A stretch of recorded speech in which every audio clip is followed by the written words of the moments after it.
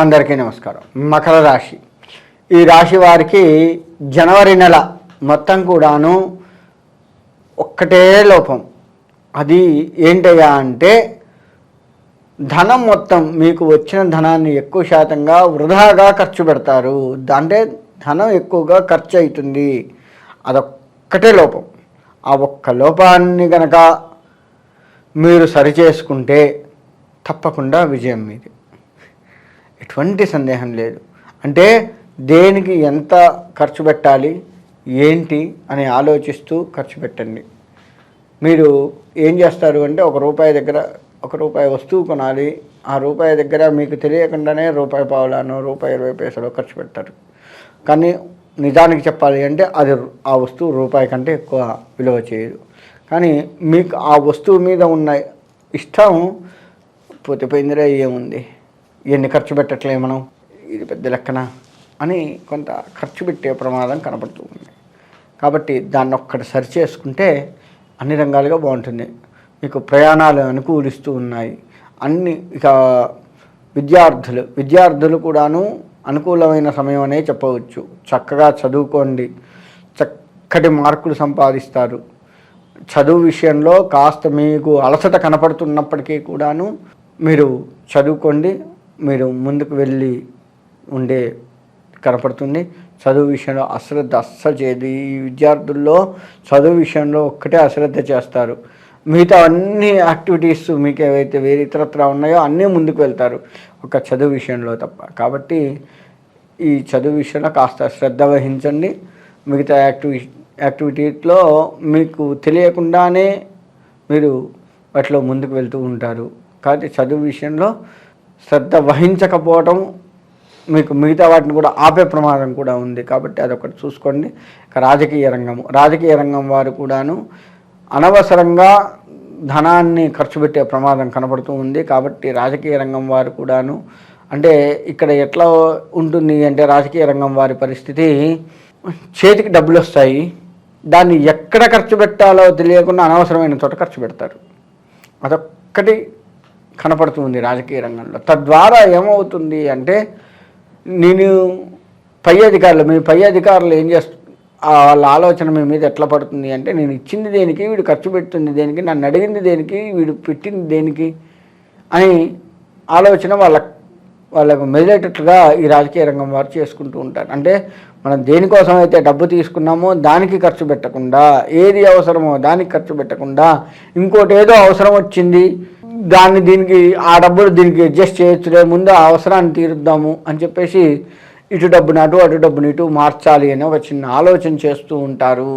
కాబట్టి దాన్ని అలా కాకుండా ఏది ముఖ్యమో దానికి ధనాన్ని ఖర్చు పెడితే అది కూడా అధికంగా ఖర్చు పెట్టకుండా ఎంత అవసరం అంత అధికంగా ఖర్చు పెట్టడం వల్ల ఏమవుతుందంటే కొంత కింద వారు తినే ప్రమాదం ఉంది. కాబట్టి అలా కాకుండా ఖచ్చితంగా ఎంత అవసరం కొద్దిగా ఎక్కువ ఇచ్చినా పర్వాలేదు, కానీ మరీ ఎక్కువ ఇవ్వకండి.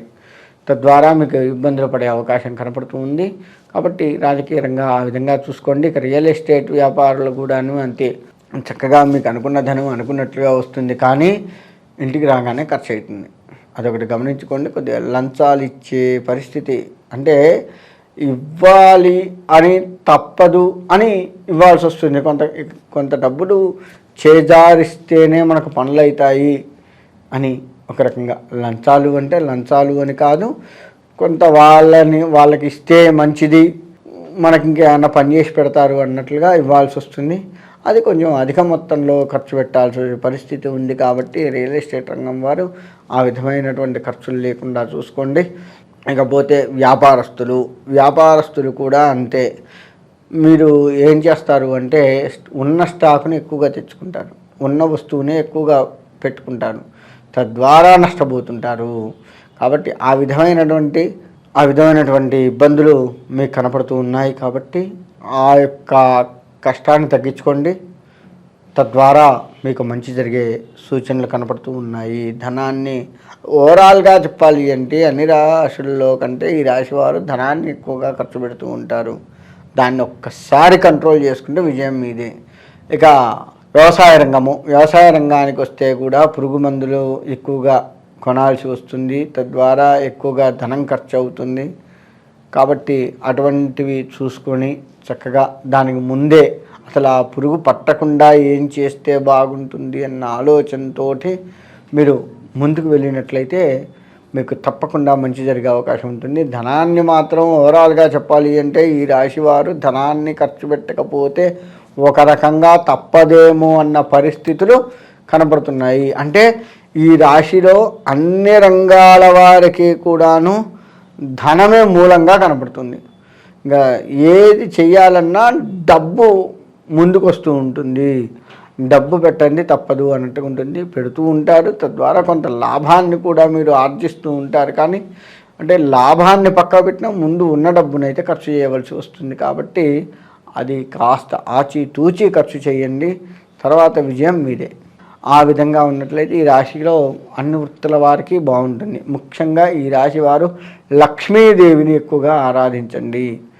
లక్ష్మీదేవికి అంటే ఇక్కడ లక్ష్మీదేవి అంటే ఒక రకంగా చెప్పాలి అంటే ఒక్క లక్ష్మీదేవినే కాదు, లక్ష్మీనారాయణులు అంటే స్వామివారు లేనిది అమ్మవారు కూడా ఉండదు, గుర్తుపెట్టుకోండి. ఇక్కడ స్వామివారిని కాదని అమ్మవారు రాదు.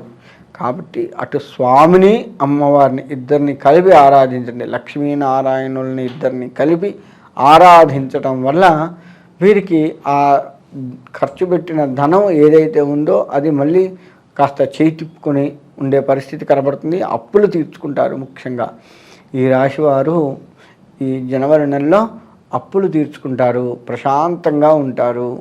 కాబట్టి ఈ లక్ష్మీనారాయణుల ఆరాధన కనుక చేసినట్లయితే, ఒకవేళ మీ ఇంట్లో లక్ష్మీనారాయణులు కలిపిన ఫోటో లేదు, రోజు ఇంత పూలు పెట్టి ఆ స్వామివారి దగ్గర దీపారాధన చేద్దామంటే ఆ ఫోటో లేదు అంటే ఇటు విష్ణుమూర్తి లక్ష్మీదేవి రెండు విడివిడిగా ఫోటోలు ఉన్నా తప్పులేదు.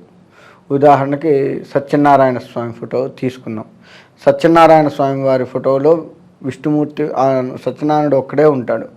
లక్ష్మీదేవి ఫోటో తీసుకున్నాం, లక్ష్మీదేవి ఒక్కటే ఉంటుంది కదా. ఆ రెండు ఫోటోలనే పక్కన పెట్టండి, ఒకదాని పక్కన ఒకటి పెట్టి పూజించండి. అప్పుడు లక్ష్మీనారాయణని ఆరాధించిన ఫలితం మీకు దక్కుతుంది.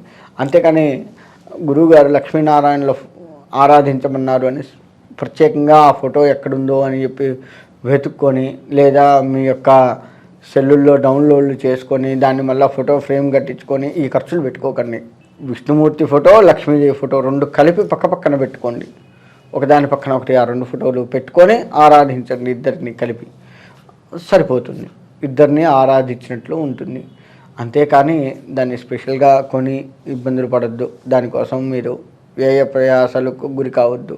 అలా లక్ష్మీనారాయణని కనుక ఆరాధించినట్లయితే తప్పకుండా మీకు మంచి జరుగుతుంది. ఈ రాశివారు ఓవరాల్గా చెప్పాలి అంటే ధనంతో కూడుకొని ముందుకు వెళ్ళాల్సి వస్తుంది.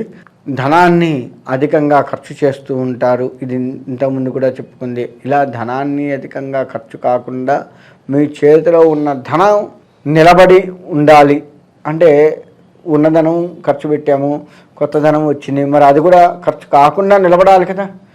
లేదు, ఉన్నధనం కూడా అధికంగా ఖర్చు కాకుండా నిలబడి కొత్త ధనం కూడా వచ్చి అది ఇది రెండు మనల్ని సుఖపెట్టాలి కదా. అలా ఉండాలి అంటే లక్ష్మీనారాయణని ఆరాధిస్తూ ఉన్నట్లయితే మీకు పాత ధనం ఖర్చు కాదు, కొత్త ధనం వచ్చినా అది మీ యొక్క అభివృద్ధికి తోడ్పడుతుంది. కాబట్టి ఆ విధంగా ఆ యొక్క లక్ష్మీనారాయణని ఆరాధిస్తూ ఉన్నట్లయితే తెల్ల పూలు ఎక్కువగా లక్ష్మీనారాయణలకు పెట్టండి. వీలుంటే మీకు ఒకవేళ కుదిరితే మందారము, ఎర్ర మందారము, దానికి కూడా కొద్దిగా పుప్పొడి ముందుకు కొద్దిగా పుప్పొడి ఉండేట్లుగా చూసుకొని ఎర్ర మందారాన్ని కనుక పెట్టినట్లయితే ఆ స్వామివారి ఫోటోలకు అలంకరణగా పెట్టి, లేదంటే పూజ చేస్తున్న వాటితో కనుక పూజ చేసినట్లయితే మంచి ఫలితం లభిస్తుంది. కాబట్టి ఆ విధంగా కనుక చేసినట్లయితే మీ కుటుంబము, మీ వ్యాపారాలు అనుకూలంగా ఉంటే భగవత్ అనుగ్రహంతో మీరు సుఖంగా ఉంటారని కోరుకుంటూ సెలవు తీసుకుంటారు.